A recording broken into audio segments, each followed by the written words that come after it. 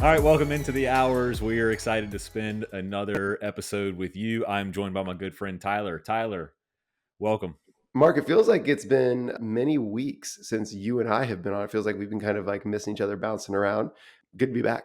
Yeah, feels good, man. I'm excited to learn from you. I'm excited to learn as well. One of the things that I've been thinking about a lot, like in having these conversations with coaches that just got back from North Dakota, where I got to work with a program and another coach, 3 or 4 coaches actually came in and hung out a little bit, is when a coach asks me a question, it forces me to really think and reassess and practice my articulation. I was just thinking about that. If for anyone listening, if you're not in a situation where you're being challenged, asked questions, where you like have to be creative, I think you're really limiting yourself. It's really good to put yourself around people that don't agree with you. I really value that with people in my life. Like, I don't know, you need to convince me of that a little bit more. So that's just a small observation here on the hours that I wanted to share. All right, Mark, which person in your life is the most at times frustrating to talk to because they just like are skeptical or cynical or like never agree with you,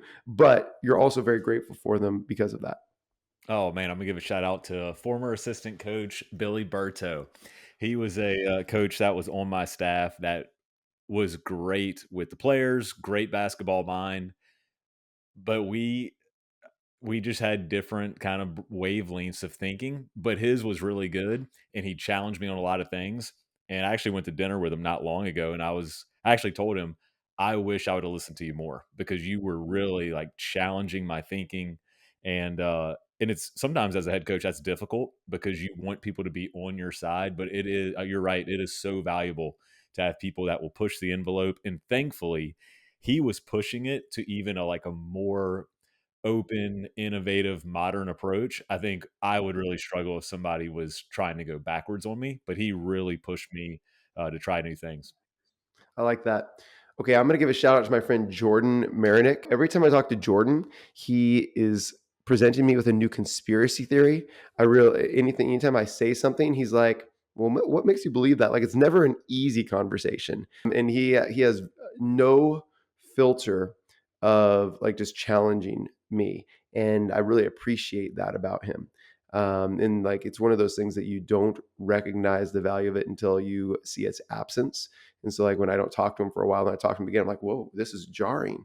I really have missed this. So anyway, I would just encourage everyone, find someone like that in your life that's willing to challenge you, bring new ideas to the table. Season of giving. We are in our season of giving right now. If you're following along with any of our social media or any of our emails, we really want to celebrate this season of giving, this holiday season, by giving something to you as a thank you and encouraging you to give it to someone else. For this season of giving, we are having a sweepstakes drawing at the end of this month with over $6,000 worth of prizes.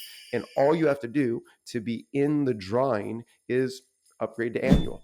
If you commit to us 1 year of your life to go through our monthly cohorts, get access to all of our courses, get video breakdown from Mark and myself, get access to our exclusive paid member only community. If you commit to that for 1 year, you get entered in to a chance to win a program clinic where Mark or I come in and work with you and your program. You get a chance to win 1 month of courtside consulting or one-on-one consulting specific to your program, or a chance to get a SAVI gear package. You'll get a raffle for that. And we're discounting our regularly priced $1,000 a year normally, just under $1,000 a year. We're taking it down to $777 right here for the season of giving. And we're giving you an extra month. So it's actually not 12 months, it's 13 months. That is our season of giving gift to you. It goes away December 20th. You must take advantage before December 20th. All the links will be in the description if you want to take advantage of that season of giving. Here's the gift you can give to someone else. If you refer any friend, family member, or coach in your network, if you refer them to our paid monthly membership, we are actually going to give you 100% of their first month, because we believe in what we're doing so much that we want every one of you to share the gift of Savvy. You can choose to keep that money for yourself. You can choose to give it back to the person you refer, so it's completely free for them.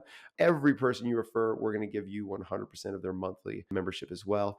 And whoever refers the most people here in the month, we're actually going to we're going to give them a larger gift as well. So that is our season of giving. We're giving you the annual, we're giving the raffle, and we're asking that you refer. All that information is going to be in your inbox in an email. Welcome to the season of giving. Okay, Mark, anything to add to the season of giving that I may have missed? Yes, sir. How can I give you my credit card to sign up? That sounds great. Absolutely. Just give me your social security number, your address, and your Mother's maiden Bitcoin cold name. wallet. Yeah, absolutely. Yeah. Actually, I got a comment. I can't remember where they messaged this. Like, since you told everyone to buy Bitcoin on the hours, he's like, it's up 85% since you told everyone to buy Bitcoin. He's like, my biggest regret is not buying Bitcoin. He's like, we need more financial advice on the hours. We need more financial advice on the hours. I agree. Okay, here's your financial advice on the hours. We're gonna do a little 30-second blurb. Borrow to invest in appreciating assets, pay cash for depreciating assets. And so I would say, what's the best appreciating asset that I know? It's real estate. If you can invest in real estate, you'll make money 5 ways, and you should borrow as much money, really even at current interest rates, in order to get an investment real estate property. I'm going to give you 5 reasons why you should invest in real estate right now. Here it is. Number one, appreciation. Over an 8-year period in the United States, no real estate investment has gone down, no residential real estate investment. 2, principal reduction. When you invest in real estate, the principal goes down over time, and so you actually make more money that way as well. 3, rent increases. If you have an investment property, rent goes up over time while your mortgage stays the same, so your cash flow is going to improve. 4, tax savings is the best way to offset any other tax gains. Is you can take massive depreciation and tax losses. And then 5, there is an amount of monthly cash flow as well. So if you can, you should invest in real estate today. And that is your friendly, savvy financial advice. Shout out to, I think it was Jonathan that asked about that one. Coaches, if you have any questions on real estate advice or financial advice or the season of giving, reach out to us. You should be in our free community. If you're not, get in there and shoot Tyler and I a DM, and we'll help you get over to the paid community where you can upgrade to annual or refer your friends and put money in your pocket. And if you need more money, buy real estate. Just That's that's right. all. Anyone Uh, anyone with a W-2 job should instantly buy an investment property. Let me go in on this a little bit more. There is a coach in Michigan who I won't name until he gives me his permission, who we had this real estate conversation at a coach's clinic 7 years ago. He's like, I'm a teacher. I could never invest in real estate. I said, oh, really? Tell me why. And so we worked it out. And it actually turned out that they could afford to buy a new house without selling their current house. So they bought a new house just down the street, turned the current house into a rental property. Here we are 6 or 7 years later. He's flipped 2 houses. He has 2 rental properties, still on just a single teacher's salary in Michigan. You can do it too. He said it was the best decision that he ever made on his path to financial freedom. Gosh, we might have to do a deep dive cohort on real estate investing. would love it. Let's do it. Okay. All right. Let's everybody's playing games right now. You're the head coach of a team and your team goes through 2, 3, 4 game losing streak. How do you keep your team's confidence? I'm going to add a part B to that big question, if I may, because I think it's also really important. It's how do you keep your team's confidence, and how do you teach them to hate losing? One, if your team's confidence is wavering in the midst of a losing streak, there are 3 mistakes that are being made in your program that you need to adjust. Mistake number 1, we're too attached to outcome. Just as a culture and standard of your program, if a losing streak shakes your confidence, that means that our value, our identity, and our goals are only associated with winning a single game and not developing, growing, mastering our craft as a program. There's too much emphasis on this. And a lot of times this emphasis is more implied. And what I mean by that is we can say all the right words as a coach and a leader, like trust the process and we're getting better at these things. But when we visibly show how disappointed we are as a coach after losses, as we start to feel anxious and stressed, it doesn't matter what you say, right? You're telling on yourself. They know that you're lying when you say it's okay, unless it actually is okay. And so I think that's mistake number one, is from the top down, too much of a focus on the outcome. That's when confidence gets shaken. Mistake number two, focusing too much on what you're doing wrong. When you're on a losing streak, or at any time when you're underperforming, it becomes really glaring and obvious what we're not doing well. We're not matching up in transition well. Our defensive rebounding is bad. And so that gets most of the attention. It gets the attention in film. It gets the attention in what we talk about. It gets the attention in practice. It's just, we got to get better at this. We got to get better. We got to get better at this. If we magnified, I believe this was Abraham Lincoln that said this, if not some other famous person, if we magnified our successes the way we magnified our defeats, we'd all be a lot more confident. And it really just goes back to what we're magnifying. When on a losing streak, we're magnifying everything that's wrong. Instead, you can still find things that we're doing well. Magnify what's going right. I'll give an example of this. Another coach reached out and said, we just lost a game by 5 points and we missed 25 free throws in the game. He's like, we suck at free throws. I need some help to help us make free throws. And I would actually say, no, you're magnifying the wrong thing. You're magnifying that we suck at free throws. And if you say that, we got to make our free throws, we got to get some free throw practice, right? We're shooting terrible free throws. We'd win if we could only make free throws. Well, the next time any player on your team goes to the free throw line, they have less confidence and more pressure, as opposed to magnify your successes. If you lost by 5 and missed 25 free throws, you played a great game. You are generating the type of shots, putting pressure on the rim. Like if you just make a league average amount of those free throws, you win by 10 to 15. Like, magnify your successes. Great job hunting the rim. Great job playing it off 2 feet. Great job getting the type of shots that we want. Great job playing in dominoes. Great job playing in transition. Great job playing strong. That's a game that we want every single time. We love it. I can't wait till we do that again the next game. It's a whole different take. You focus on the successes, not on the failures of missing the free throws. So a lot of times we can control the confidence of our team by where we put our focus. That's a second common mistake that we need to avoid in order to have a confident team. And here's a third common mistake that we need to avoid in order to have a confident team. Training things that we're not good at as opposed to training things that we are good at. Because every day in practice, you're building confidence or you're losing confidence. Well, if we intentionally spend most of our time in practice only on things that we're weak at, then we're going to have a lot of mistakes and a lot of failures. And I think especially when you're trying to build confidence, you need to throw some softballs into practice.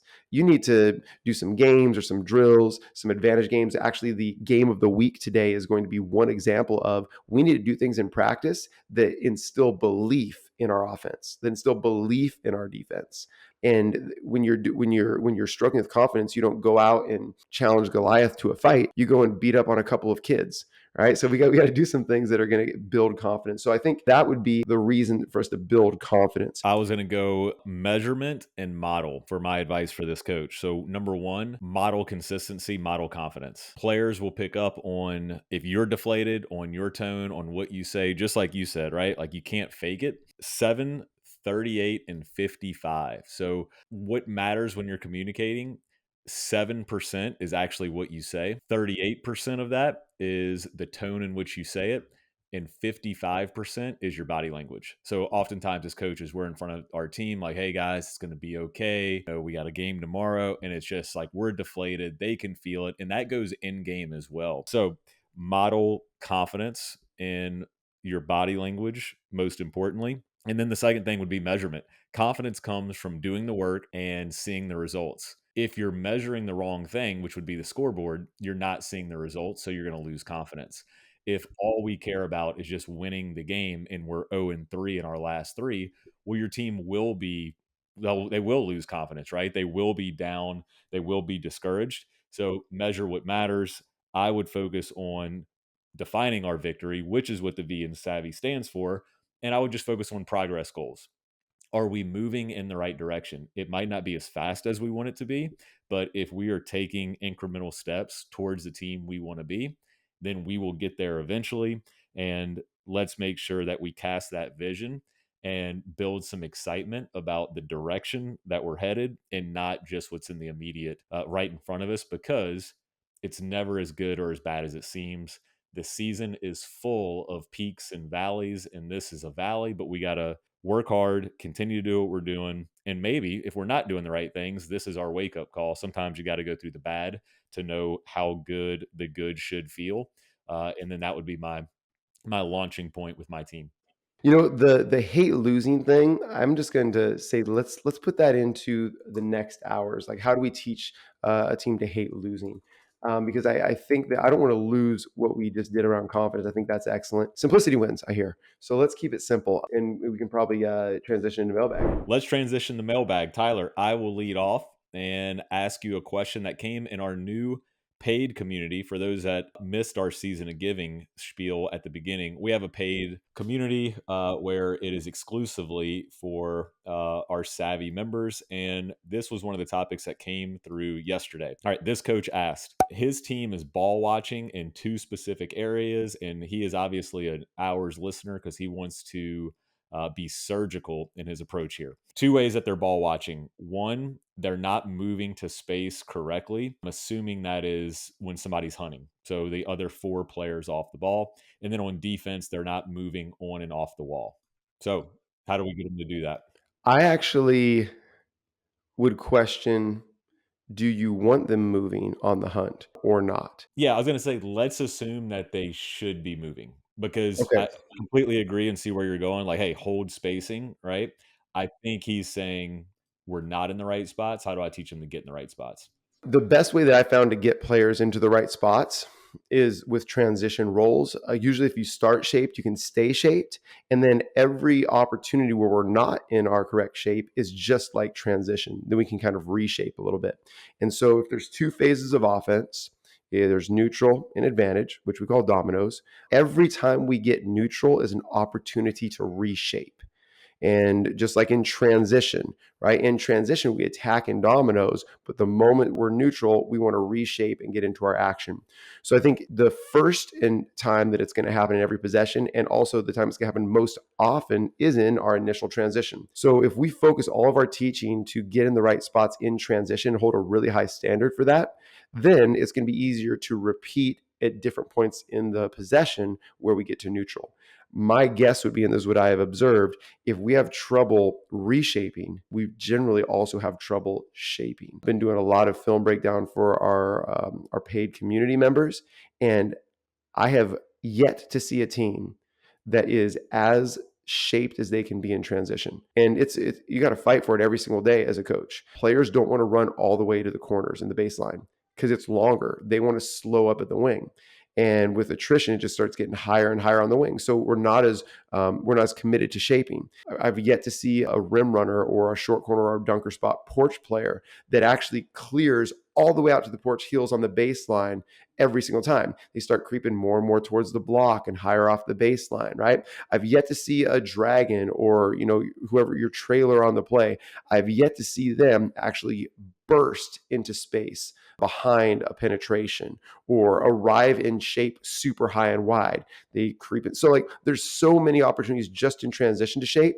And if you can establish shape in transition, those habits will carry over into the rest of your possession. So that would be my suggestion on that. Defensively, I would just do a ton of ball and wall scrambles. I really like Florida Gulf Coast or dominoes for this, and I really just love defensively. You're either sprinting to the ball or you're sprinting to the wall. And I would just do that over and over and over again. I would train the speed at which they're moving, they're hustling, and then what they're actually saying. I think level one of requiring communication is, well, the more you talk, the more mentally engaged you are and the more you're physically moving. The quieter you are, the slower you are. So I think associating communication with the physical movements would probably help you on the defensive side. Yeah, really good. So defensively, I'll give you a practical or things that you can take to your practice today based on what Tyler said. I love the games that Tyler mentioned. Another one or constraint that you could add a violation to all of your games would be if someone's not in help, it's a defensive turnover, right? I like to play in three teams. Anytime you're playing three teams, uh, dark team, y'all did not get to the wall, whistle, you're off, and new defense steps on. I love playing defense to offense, offense rotates off. That way, defense has to get a stop in order to play offense. If we keep not getting to the wall and we keep getting removed, we never get to play offense. So that would be kind of a cutthroat type game that you could play all throughout your practice. And then for offensive spacing, one, you can improve your spacing immediately by just putting tape on the floor, especially early in your season. Create clarity of exactly where are your action spots, where are your corner, what is your shape and alignment. Put tape there until your team doesn't need it, then remove it. That's going to provide clarity, and just the tape is a default teaching tool for you. Second thing, if we are not moving to optimal spots to create space or maintain space to the ball when somebody's hunting, start a small sided game with players in wrong spots. Start with a small advantage, shoulder game. Once the ball cracks the shell, have everybody move to create space or give space to the ball. If they don't move the right way, stop, recreate, redo. 7 seconds or less teaching, tell them where to go, recreate and play. The thing I really like about tape is like defensive tape as well. Not a lot of high school gyms do have a smile or a restricted area. I think that's an essential defensive spot. And we also use it for nine definition as well. You got to get a foot in the smile on offense for it to be a nine. So I think that would be an essential defensive tape. I like to tape the smile, and I like to tape jail for lock left teams. Like, where is jail? So they have a really visual cue of exactly where jail is. And especially if you have a team that can't remember right and left, then it's very helpful for them to have a visual cue of what's jail. Here's my last one for you. This one came from YouTube. This particular person commented on like 20 of our YouTube videos and was very complimentary, but had this problem. He's like, great stuff. Oh my gosh, this is amazing content. Oh, this is high level. But at the end of each one, he said, high level. Unfortunately, this stuff doesn't work for less experienced teams. Oh, this is really, really advanced stuff. Unfortunately, this wouldn't work for a bad team. Really high level, but this wouldn't work for players that don't really have high basketball IQ. Have you ever heard that before, Mark? I have. Yeah, I would say then they don't fully understand it. Because can we take it down to its simplest form? Like maybe I don't know what the examples are, the what he was commenting on. Let's say it's some sort of game, right? Where you mentioned Gulf Coast, it's one of my favorite. We're creating a closeout read and a smile read for offense, and defensively working on close offs and getting to the wall. One might see that and say, "Oh, well, I can't do that with my fifth grade team." Maybe not. Maybe it would take a long time for them to learn that game. But could you create a closeout read and a smile read with your fifth graders? Absolutely. So I would just say be surgical, right? Like break it down into its simplest parts. Start at the first principle or the first concept, and then you can always build up from there. But I also think the best coaches in the world make complex things really simple and easy to understand. Agreed. And I would add this. If your players are not experienced enough to play conceptually, and so you don't teach them to play conceptually, they will never be experienced enough to play conceptually and never get taught. So if it's too complex for them now, it will always be. And that argument is accurate, and unfortunately, it's always accurate until the first person, the first coach, the first leader decides to revolutionize the way the game is taught and played, which is what we're trying to do. That's at the college level, right? This is a little too complex. I was working with a coach all the way back when my brother was playing college basketball. And I had just gotten out of college coaching. My brother transferred to a little mid-major D1. And in the recruiting process for my younger brother transferring, I got to develop a relationship with this coach. And so this coach started to do lunch and coffee with me throughout the season. And he was complaining. I mean, this is a Division I men's college basketball. We just have a low IQ team, Tyler. We have a low IQ team. He's like, I think I just have to put in sets. I think I just have to put in sets because, every time I try to teach him to play, in flow or continuity, he's like, they take bad shots. We're not getting the right shots with the right people. I got to put in plays so that the right people take the shots at the Division I level. And so that's just an example. Like, it's the same mindset at the Division I level or the fifth grade level. And it is true. I'm not saying it wasn't true for this Division I coach. I'm not saying it wasn't true for this fifth grade coach. But at some point, someone has to decide to bite the bullet and make it not true. It's hard. It's always going to be hard. But are you going to be the one that changes it, or are you just going to pass them on, no better than you found them? That's so well said. I'm glad that question was asked because I get that a lot too. With it, it's framed as basketball IQ. Which, if you want to learn how to develop your team's basketball IQ, that's what we're doing all the month of December. So join us for our 4 week deep dive into that. Like you get a paycheck, right? Like, yeah, oh, my team doesn't have a high basketball IQ. Okay, well, you're a teacher of basketball, so teach the game, and your team will develop a basketball IQ. And start yesterday instead of saying, well, my team's not skilled enough to do that. Okay, well, then we can deconstruct, we can modify and tweak, but start teaching conceptually now, or the way you want your team to play if you had the pick of your roster, because then one, you're a better teacher of it, and two, your teams are more experienced in it, where you're going to get the exponential growth like we want with our finances and our financial advice. But you're going to get the exponential growth because you're going to stack years and practices and seasons playing the way and coaching the way that you want to. Okay, I think that's a great transition into our game of the week. And I'm going to name this game of the week 5v3 ping pong. But I like to, even if your setup's going to be the same, I like to name the game or name the drill with the objective of the drill. So, attack training is an organization we use a lot at SAVI. It's in our drill book. You can check it out. But there's 18 different ways we can do attack training. And last night we did attack training. We just called it weak, where we are just working on weaking ball screens from both sides of the floor out of attack training. So we didn't call it attack training. We called it weak because I wanted our players to associate our language with what we were trying to get better at, our focus. So this is 5v3 ping pong, but I would name this game 9, 7, or 0. 9, 7, or 0. So we have 5 players on offense across the middle of the floor. We have 3 defenders on each end of the floor. We have 3 teams on here. This team of 5 is going to play until they score 5 points by 1s and 2s. They can only shoot 9s or 7s. If they shoot anything else, their team goes back to 0.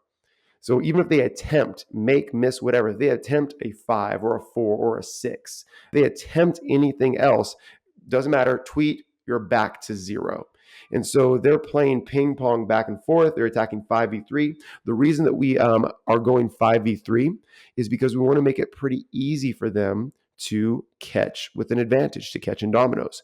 One additional thing that will make it a 0 in this game is they must hunt 9s first, meaning they can't just pass the ball outside the shell around the perimeter until someone casts up a 7, because by definition, that's not going to be a 7 for us, because a 7 comes after we have hunted a 9, after we've tried to crack the shell. So there should be lots of burn cuts available with this extra space. There should be lots of drives available. There should always be an open player, so there should not be over dribbling. And we should never have to run an action because we are in dominoes inherently 5v3. If the defense gets a steal or a stop, they just kick the ball back to the offense and the offense goes the other direction. If the offense scores, they go the other direction and they're on until they get 5 points. When you first do this, and this happened with us last night, when you first do this, you're going to send the first team, maybe the first 2 teams, back to 0 a lot. And it's really painful and upsetting, and you're going to feel a little bit bad as a coach. It's like, they were almost in the smile for a 9, but it was actually just a floater.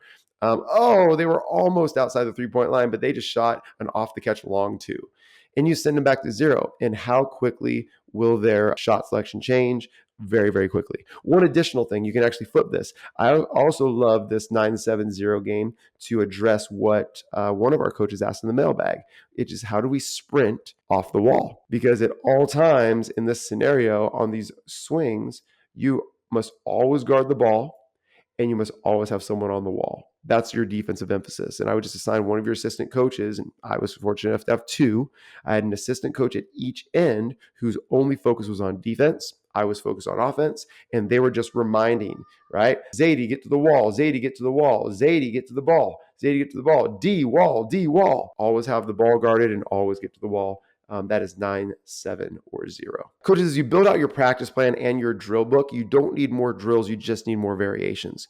So like 5v3 is a game, but like it could be called, ball and wall. It could be called 9-7 or 0. It could be called Joker install. It could be called whatever, because it's just what you're focusing on. So you don't need a new drill. You just need a new focus. Once you have your kind of go-to games and drills. Mark and I travel all over the world, and we install things really, really quick. Like I said, I just got back from North Dakota, and they were shocked at how much they improved in just 2 days. Shocked. Oh my gosh, how do we improve so much in just 2 days? And it's because I don't go in and design a new install practice every time I go. It's pretty much the same thing every single time. And we come back to the same things over and over again. When you narrow your focus and just come back to the same things and hit it multiple different ways, you're just going to improve a lot faster than, okay, now we got to do our baseline inbounds. Now we got to do defensive rebounding. Now we got to do, just simplify and come back to the same things. Pregame talks or preparation. I have found less is more in pregame and postgame, and we really want to flip the locker room and make it way more player led and engaging than a coach standing up in front of the team and reading the scouting report to them. So, a few tips on how to improve your pregame talks. Number one, in your preparation, your objectives are your keys to winning the game. And around your keys, make sure those are very specific and sticky. So instead of rebound, right? Like we're facing a bigger team, we have to rebound. So objective rebound. Let's go surgical in that, and let's go deeper on one area of rebounding. Maybe it's physicality. Maybe it's escape the paint to go block out. So escape the paint would be our sticky language. For physicality, it would be draw first blood. Like we are the windshield, not the bug, right? So those are our keys to winning. And what I would do, and I got this from Doug Lamov, really, really good pregame talk. Say, all right, team, we've talked about escaping the paint. When you hear escape the paint, think about what your role is, where you should be, and what you're looking at. Partner up with the person next to you and talk about escape the paint. Go. And then debrief on that. Okay, great. Maybe come up with one measurement tool that we're going to look at in the first half and come back at halftime one. Or if we're facing a pressing team and we've been saying, meet your pass all week. That was an objective at practice. What's your role? Where should you be? And what are you looking at? I think that's a much more engaging and sticky pregame process than just reading the scouting report to the team. Very excited about Season of Giving. Hope that you do take advantage of this offer. Price goes back up in January, so if you want to spend a year with us, this is your best chance to do it. I mean, we just want to give you that discount. And please share the referral option with people. Hey, here's something you might like as a coach. Please don't keep the gifts for yourself. Share the gifts so that we can together revolutionize the way the game is taught and played in a fun, fast, and free way. I had a college basketball player who's now a parent of one of the players in our program. At the end of practice last night, like gather up all the young players and like, do you know how lucky you are? He's like, to be taught the game in this way. He said, I went through 4 years of college basketball and I didn't get taught this way. I just got yelled at every single day. And I just got,